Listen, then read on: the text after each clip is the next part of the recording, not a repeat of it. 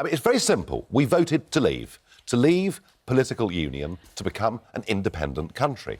Unfortunately, the Prime Minister doesn't really believe in that. So here's the odd thing. We've spent the last 30 years trying to opt out of bits of the European Union, and our Prime Minister in these negotiations has been trying to opt us back into bits of the European Union. There is a way through this. The European Union now in Brussels are ready to do a free trade deal with us. I picked up that mood last week very distinctly when I was over there.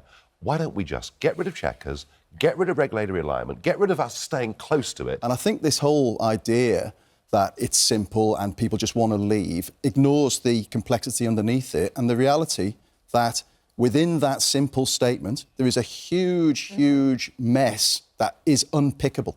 And we've been through 2 years now, people trying to unpick it. The government still can't decide what it means. Yeah. How do we expect all these people who voted in very good faith If to leave? it's so complicated, why would we expect the electorate to be any better equipped to deal with this vote now than they were 2 years ago? I completely agree. I think the electorate are ill-equipped, but I think Westminster... So why have a people's Westminster's even worse to deal with. But it's their job as parliamentarians. logjam. My point is, you campaigning for people's vote, right? Yeah. I would argue, as someone who voted Remain, there's already been a people's vote, and you have to respect it. You don't want to do that. You want a second vote. Yeah. But my point is, if the electorate is deemed to be so ill-equipped to deal with something so complex, why trust them with another vote? Because I think now it's a bad job and we've got to make the best of it. My personal view, and I'm sorry to sound depressing on this, is that we have done ourselves enormous damage, whatever happens, and that there's no pretty way out of this. But you would say that because you're the editor of the New European. I say that because I believe it. But this idea... I agree, mate, but Nigel fundamentally... idea... Nigel fundamentally believes the complete opposite. Do you accept... Do you? Do you believe that this has done us any good? Well, of course. I mean, what price, the last 2 years has been good for Great Britain. What price freedom? What price independence? What do you mean by freedom? I mean, this is not a vote about economics. You know, I'm tired of hearing the pro-EU side telling us foreign direct investment will leave, the city will close, it'll be a disaster. We heard that over the euro. I'm not saying... 20 years ago, and we're hearing the same thing from your side of the argument now. I also really object to the idea that people did not know what they were voting for. They did. They absolutely knew. No, they didn't. And they were threatened. Nigel, no, they didn't. They were told. No, they Nigel, didn't. They were told that terrible admitted, things would happen. No, but even you admitted the morning after the referendum on this programme that one of the central tenets of the referendum campaign, 350 million on the side of a bus for the NHS, was not going to happen. So you acknowledge that people didn't know what they were voting for. If that was an inaccuracy from Boris, it was nothing compared to 50 years of lies that we've been given. Nigel. Being told this is just about trade, it's not. This is about politics. We have voted to run our own country, for better or worse, richer or poorer, till death us do part. That is our decision. And the idea that this should be forced upon the people again... I'll tell you something. The breakdown in trust and belief, not just in our politicians, but in our entire democratic system, will be irreparable. What do you mean, if people will are made be? to It vote already again. is. It's completely gone already. I mean, politics has completely lost all credibility. Certainly politicians aren't popular. But one of the reasons, Nigel, that they're not popular is that you come out with all of these abstract concepts like sovereignty and freedom of the people and will of the people. How is freedom?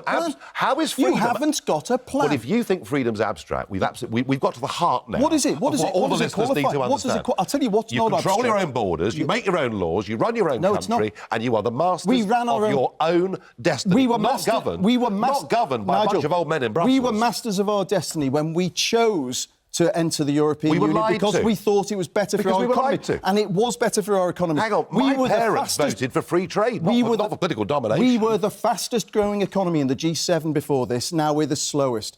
The European Union has been... The European Union... Stop lying with the figures. I'm not lying. Italy are slower. We are the do you know what? I can imagine people at home being because absolutely no one cares about the economics. I agree with that. Nobody believes the economics. This is simple. Nigel, it's not about me saying we'd be better off or you saying we'd be worse off. It's about do we govern our own country or don't we? No, it's not about that. It's not about that. OK, is Theresa May in a position to get a good deal for the UK, or should someone else take over? If she sticks to the Chequers plan, we will finish up in a worse place than we are today.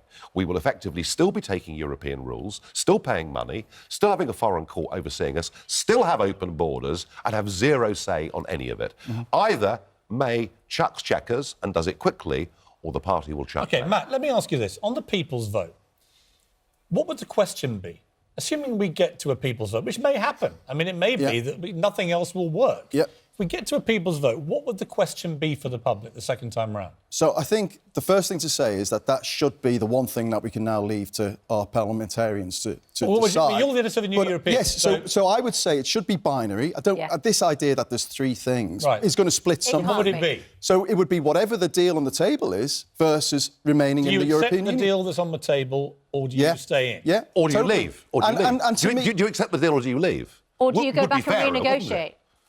No, I wouldn't go back to... I honestly, I think we've wasted 2 years on this already. You can't have this both ways. Matt, here's the problem. We voted already. Here's my problem. I would love us to go back in. I'm a Remainer, really, at heart. I don't know why we're doing this. However, hasn't he got a point? If you don't make leaving one of the options, maybe the deal on the table is nothing that he says represents Brexit at all. But isn't that just a complete picture of the whole problem? That no one can decide what Brexit means because it's unknowable. Brexit does not But that work. is a failure of Theresa May and her leadership. No, it's a failure of somebody who, by the way, is a Remainer, who therefore doesn't really believe in where the train's going anyway. Do you know the best analogy in this whole thing has been about the picking the eggs out of the omelette after it's been made? You cannot take the eggs out once if it's the other way around, it's too far deep. If Remain had won 52-48, would he have stopped? Would you have accepted? There'd be no debate. Would you have accepted that there could be a second referendum? There wouldn't be a debate. If Nigel demanded one. Nigel said it was unfinnished business. He's on record saying 52-48. I said some would not reconcile themselves, but it would be at least 20 years before we had any prospect of a referendum. Hold on. We have made a decision. You are quite entitled to call for a second referendum on this. Quite entitled, once we've left and given this a few years, to see whether it works. I would respect that. But the idea, before we've even left the European Union, that you should force people to vote again because you think they're ignorant peasants who didn't get it right. What are you scared of? It took us 40 years to get a referendum out of you. You don't want there to be a deal because you want to stay. Yeah. If we did a referendum on this is the deal or we stay, surely that kiboshes the negotiations because the EU would have no motivation to give us a good deal because if they give us a bad deal, they know that the public would vote against it and stay in the EU. I'm not convinced that the EU are that cynical. You'll laugh now. No, I'm not. I think the EU... They want the UK to stay as part of the EU because they don't want other countries to go that way. Is it? Juncker's not the point. They want to screw us into the ground. They're not the point. Ultimately, it's not in their interest to do any good deal with us over this, is it? Because if we do a good deal and it's beneficial to this country, everybody else will want to do it. The Danes will want to leave, the Italians... the whole European project's crumbling around its ears anyway. It all hinges, actually, on how this gets resolved. That's why it's so important. But I come back to this people's vote. If the only options are take this deal, which many Brexiteers may feel, by the time it washes up on a table to be voted on, is nowhere near what they thought they voted for, or to stay in, what you're really saying is a Brexit option, as most Brexiteers define it, no longer exists as an option to vote. But that's not my fault. That's the fault of the fact that Brexit is completely But that's what you would like, because it basically means Brexit becomes no longer an option. Look, let me just say what I would like, right? Nigel's full of his abstracts around freedom of the country and sovereignty. But they're very powerful. So something our grandparents used to fight for, you know, it really matters. Hang on, let me say something, please. Let me say actually something. Matters. Yeah, I suggest that we are a free country, and I think it's absolutely insulting to the idea that Westminster isn't a sovereign nation. What a load of nonsense. You gave it away. But listen, what I'm more interested in is the people who voted in good faith in Sunderland, in north-east of the country, in Wales, who voted believing that almost overnight their lives were going to improve because that's what people told them. That now they're sitting there thinking, hang on, all I'm hearing is a procession of bad news. I'm not saying it's going to be a catastrophe. I think this language of extremes is really damaging. But what I am saying is that where is the obvious upside now? And if you're a betting person, and if you're betting on your family's life, your future, you're going to be OK with your nice pension. You would say, let's get out of this failing European project. No, you wouldn't. You've got populism rising in every country in Europe. This idea you present of yourself a as an Europe anti-politician. You're not. A Europe being governed by an unelected European Commission is unacceptable for the whole of Europe. This is the elites talking. And we are the first getting out. This is the elites talking. Thank goodness. But Matt, there is a slight self-righteousness about your position, which is... You know me, Piers. Of course. Yeah. I mean, we used to work together. Is that yes, I'm self-righteous? No, I'm not. I am genetically self-righteous. We worked together for years at the Mirror, and I have to say, nothing to do with this debate, but the New European's been a brilliant success story. Thank you. In a business that is actually really struggling, newspapers, and you've got it going, and it has a following, and people, you get a lot of credible writers, and I take my hat off to you. my problem with it is there is and I feel it when I talk to Alistair Campbell and lots of other very fervent Remainers. There's a self-righteousness about them being absolutely right. Shouldn't you believe you're right? Well, hang on. My point is this. And yet nobody knows. The best interview 100%. I saw recently was some lord last week. He said, here's the bottom line, he said, on Sky, I think. He said, none of us know what's going to happen. The truthful answer is we don't really know. Piers, this is entirely my position. But all your pretext is it's going to be bad. No, that's not my even pretext. Though we haven't left No, yet. you're misrepresenting me. My pretext is there's not enough obvious upside to take this enormous gamble with all our futures. There just isn't. Nigel, respond to that. Do you know what?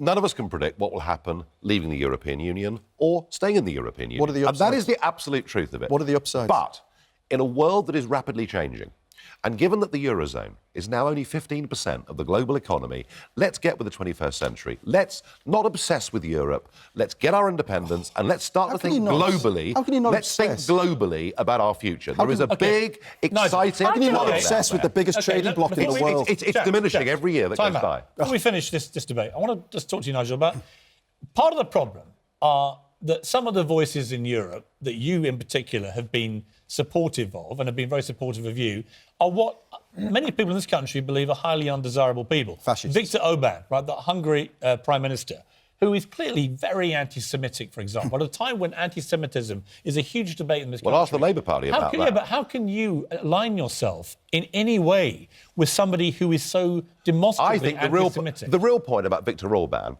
is that he does not accept mass migration into Hungary, particularly... But he's anti-Semitic. No, I've never seen it. I've never seen it. You've never seen it? No, I really haven't. What I have seen is he is worried about mass Muslim immigration into Hungary, fundamentally changing the country. But let me just say this, Piers. The reason you've got the growth of brand new parties, and I have to say, there are many of them that I would not support or want supporting me. The reason is that the whole concept of free movement of people and of anybody crossing the Mediterranean being allowed in has spawned a new kind of politics. This is all because of the failure of those that support the European Do you feel that dream. Jewish people have no homeland but feel the whole world is theirs? I would never subscribe to that. And what would you think about somebody who said that? Well, I wouldn't vote Labour, that's for certain. What would you say about somebody who said that? Well, if that's the Labour Party, then Piers, look... No, that's Viktor Orbán. I'm not here to support... Wouldn't it help you? I'm not here to support the far left in Greece. Let's forget, don't forget for a minute, it was the far left in Greece... But what about this guy, Orbán, who's been so effusive about you in public, and you've been supportive about him in public, right? It doesn't help your cause to be aligning yourself with people. Well, I'm not aligned with him, but let's make the point. Would you denounce what he said about Jewish people? Piers, he is the democratically elected leader of Hungary, re-elected last year with a big majority. He does not accept that mass migration within Europe is a success. That is what he's this also is really an anti-Semite. All about. Can I make a very quick point on Oban? Can I make a very quick point? We had yesterday, we had Michael Gove. Culturally, we had Michael Gove on BBC TV effectively saying that Britain is no longer in a position to call out anti-Semitic fascist regimes because we've got to do a Brexit deal with them. That's some sovereignty that's turning out. We might get an anti-Semite government in this country if Corbyn taking takes back over. control, honestly. Let's at least get perspective. New politics is happening in Europe because of the failure of the European Union. Mass migration is not what the public want anywhere in Europe.